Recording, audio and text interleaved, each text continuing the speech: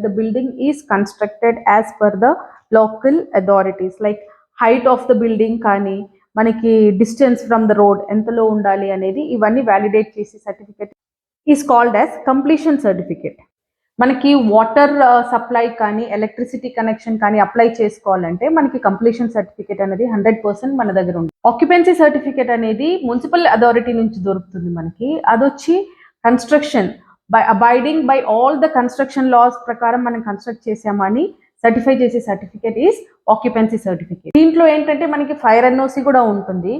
ఈ సర్టిఫికేట్ తోనే మనకి తెలిసేది ఏంటంటే that the property is fit to be occupied and this certificate is mandate for occupying any property. Finally మన builder దగ్గర నుంచి ఒబ్టైన్ చేసుకోవాల్సిన సర్టిఫికేట్ ఫస్ట్ వచ్చి completion certificate and then comes the occupancy certificate. So these two certificates are mandatory before occupying any property.